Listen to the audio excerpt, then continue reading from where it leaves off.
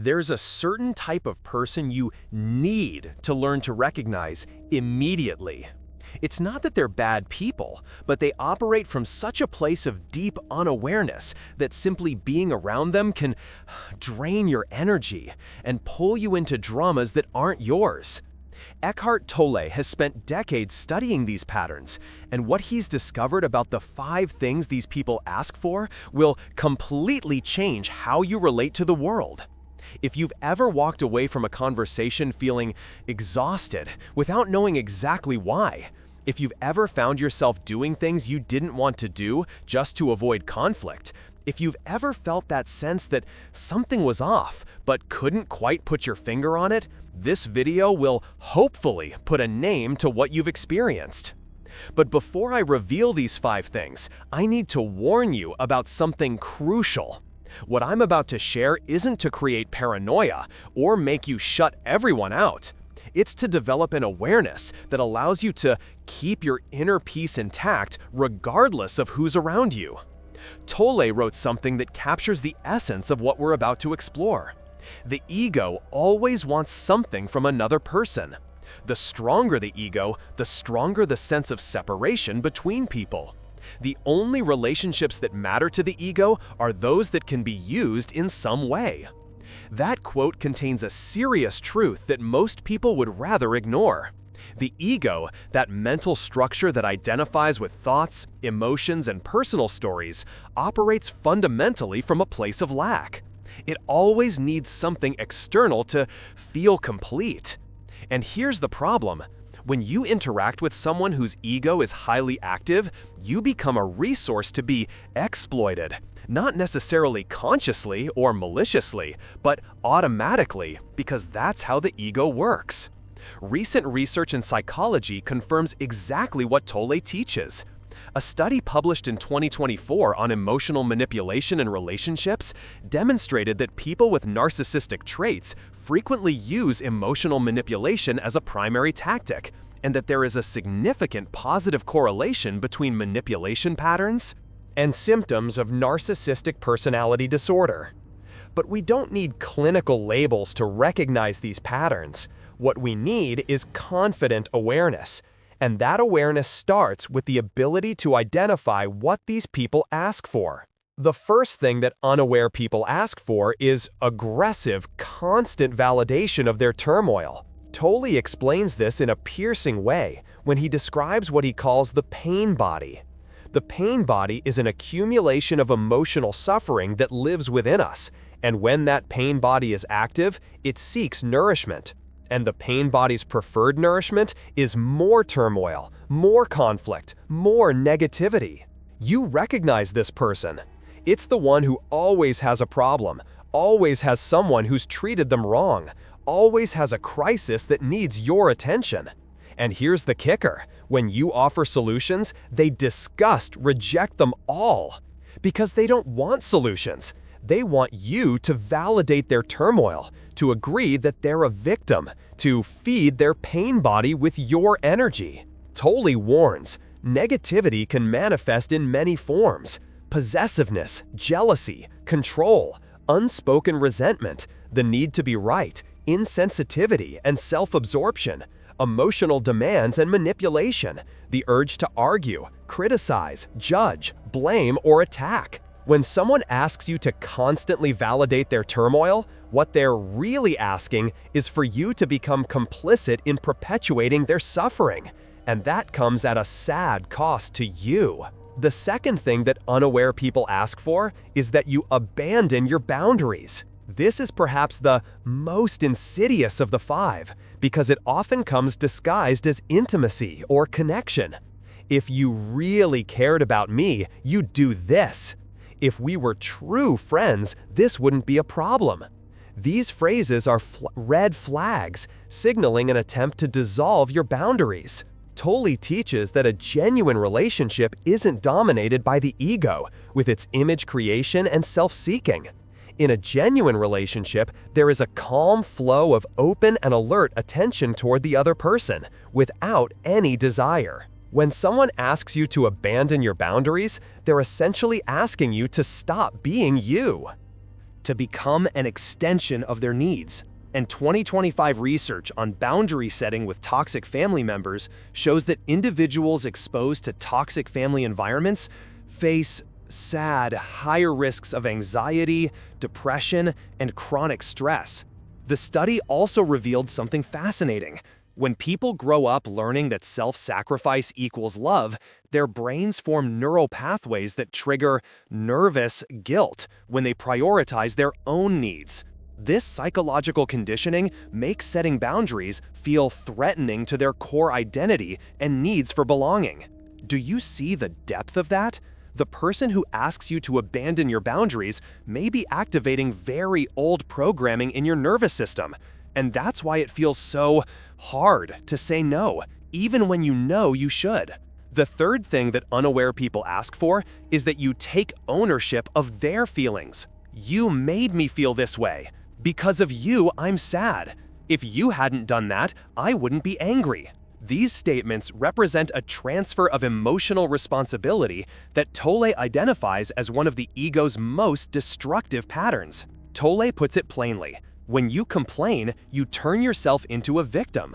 When you speak out, you are in your power. So change the situation by taking action or speaking out if necessary or possible. Leave the situation or accept it. People who ask you to take ownership of their feelings are operating from a victim position. And that victim position is, paradoxically, a form of control. Because if you're responsible for their feelings, you're also responsible for managing them, for preventing them from feeling bad, for anticipating their needs. Research published in 2025 on emotional manipulation in professional environments found that insidious and implicit forms of emotional manipulation can reach threatening dimensions for organizational health, impairing the individual's psychological safety. The same principle applies to personal relationships. When you accept responsibility for someone else's feelings, you enter a desperate no-win territory because you can never control how someone feels. And the more you try, the more tired you'll become. The fourth thing that unaware people ask for is that you pick a side. The ego loves division. He strengthens himself through us, against them, right against wrong, good against evil.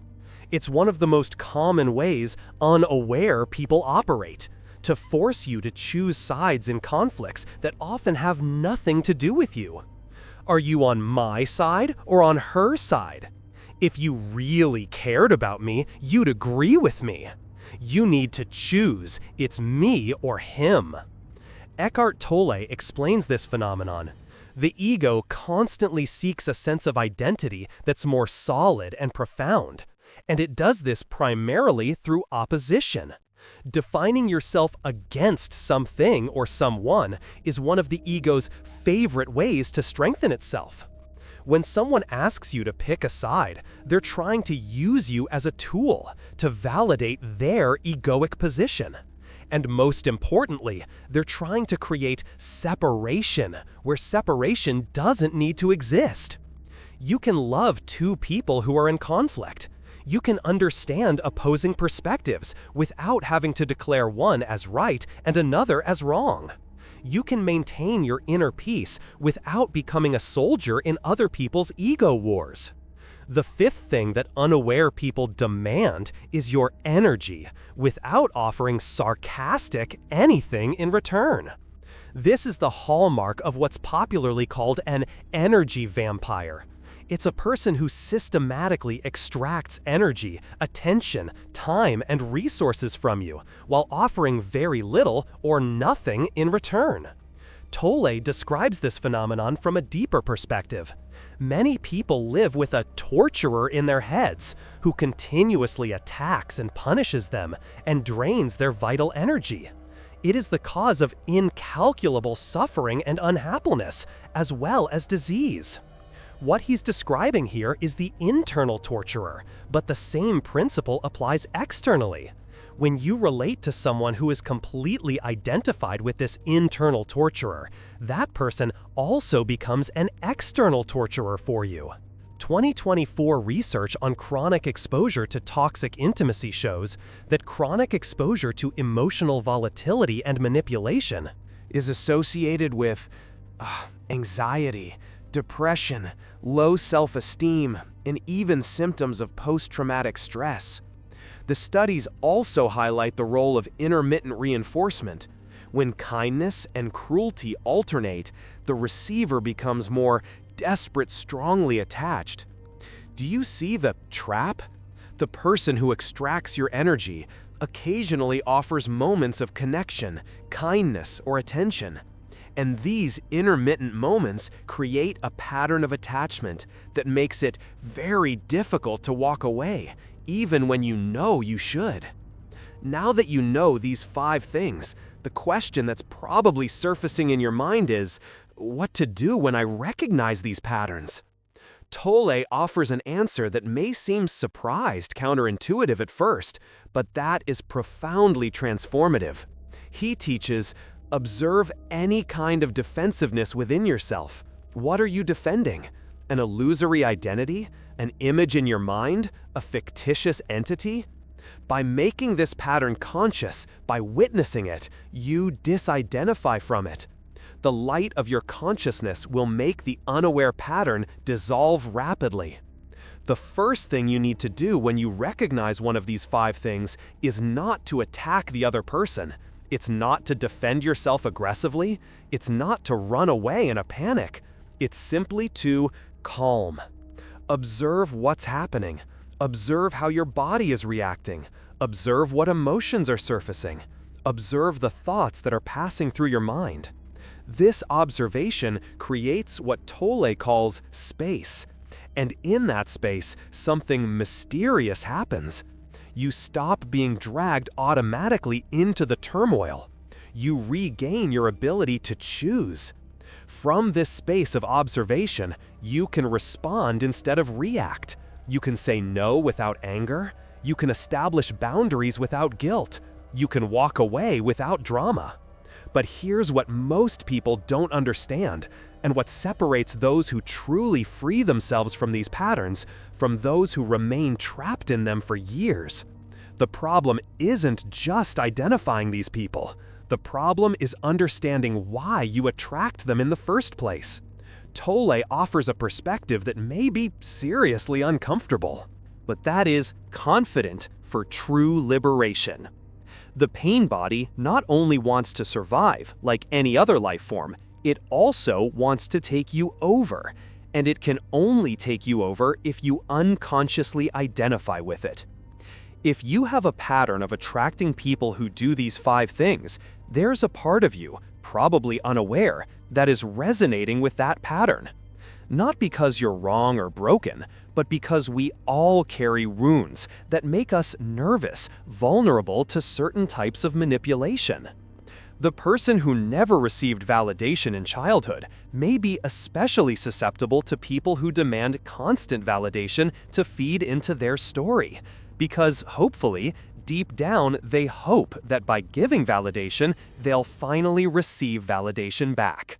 The person who grew up in an environment where their boundaries were constantly violated may have difficulty recognizing when someone asks them to abandon their boundaries, because to them that seems normal. The person who was conditioned to believe that they're responsible for the feelings of others may accept that responsibility automatically, without questioning it.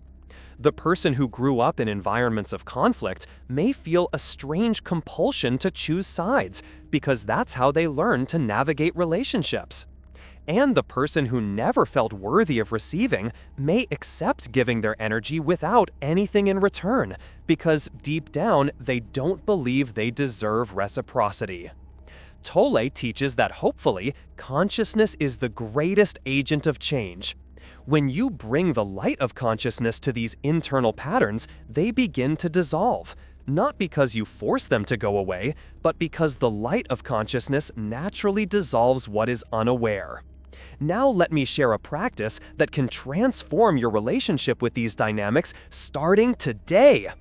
When you realize that someone is doing one of these 5 things, instead of reacting immediately, take an internal pause. In that pause, ask yourself, what in me is being activated right now? What old wound is being touched? What unaware pattern is trying to manifest? That question completely changes the dynamic. You stop being a victim of the other person and become a conscious observer of your own internal process. And from that position of observation, you have much more power to respond in a way that is aligned with who you really are. 2025 research from Psychology Today on boundaries with manipulators found something important. Lasting change must come from an internal desire to be different. And most chronic manipulators master the art of appearing to want to change, but internally, their goals remain the same: power, control, and dominance. You probably won't be able to convince a chronic manipulator to change or to truly take ownership of their feelings, but you can establish firm boundaries. And these boundaries aren't to change the other person, they're to protect you. Eckhart Tolle sums it up powerfully. Resistance is hell. Acquiescence is paradise. But acquiescence doesn't mean submitting to manipulation. It means accepting what is, that certain people operate in certain ways, and then responding from a place of calm clarity and not from reactivity. There's a fundamental difference between accepting a person as they are and allowing them to harm you. You can completely accept that someone operates from their ego, that someone makes toxic demands, that someone drains your energy. That acceptance doesn't mean you have to submit to it. It means you stop fighting against the reality of what the person is and start responding appropriately. And responding appropriately sometimes means walking away. Sometimes it means setting clear boundaries. Sometimes it simply means not engaging. Tolle teaches, when you become comfortable with uncertainty, infinite possibilities open up in your life. It means that fear is no longer a dominating factor in what you do, and it no longer prevents you from taking action to initiate change. This phrase contains the key to dealing with people who do these 5 things. Fear is what often keeps us trapped in toxic turmoil. Fear of being alone, fear of being rejected, fear of conflict, fear of appearing cold or insensitive. But when you bring awareness to these fears, when you observe them instead of being dominated by them, you discover that you can take actions that previously seemed, surprised, impossible. You've just uncovered the 5 things that unaware people demand and that drain your energy. This truth has been ignored because the ego prefers to blame the other person instead of looking inward. When you click on the super thanks, you become a happy guardian of this wisdom about energy protection. It's not payment, it's positive affirmation. You've chosen your peace. Now, I want to leave you with something practical that you can apply immediately. Over the next 7 days, pay special attention to interactions that leave you feeling exhausted. Without judging, without reacting, just observe. Ask yourself, which of these 5 things is this person demanding? And more importantly, what in me is feeding into their story? You'll discover patterns that were completely hidden. And with that discovery comes the power of choice. Remember what Tolle teaches. Presence generates a field of energy in you and around you of high vibrational frequency. No unawareness, no negativity, no discord or violence can enter that field and survive. You don't need to fight unaware people. You just need to cultivate so much presence that the unawareness simply can't penetrate your field. That's true protection. Not walls, not defenses, not attacks. Just presence. Just awareness. Just being. And when you operate from that place, something mysterious happens. The people who operate purely from the ego start to drift away naturally because you no longer offer what they seek. You no longer feed into their story. You no longer carry their emotional burden. You no longer choose sides. You no longer hand over your energy. And the people who operate from awareness start to come closer because they recognize something familiar in you. They feel the presence. They're drawn to the light that you're cultivating. Tolle concludes with a truth that sums it all up. The ego isn't wrong, it's just unaware. When you observe the ego in yourself, you're starting to go beyond it. Don't take the ego too seriously. The people who do these 5 things aren't your enemies.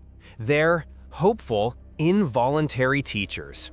Each interaction with them is an opportunity to deepen your awareness, to strengthen your presence, to discover internal patterns that still need light. The universe isn't sending you these people to punish you, it's sending you to awaken you. And now that you're aware of these 5 things, you have the power to use each encounter as fuel for your growth. You're on the path. Your ability to recognize these patterns is already proof that awareness is expanding in you. And with each day that you practice observation instead of reaction, presence instead of fear, you become more unshakable. Controversial point. Tolle teaches that the ego always wants something from another person. The most difficult people you encounter are exactly the ones who can teach you the most about your own unaware patterns. Do you agree or disagree? Comment below which of these 5 things you most often encounter in the people around you, and what you think it reveals about yourself. I'll respond to everyone in the first 2 hours.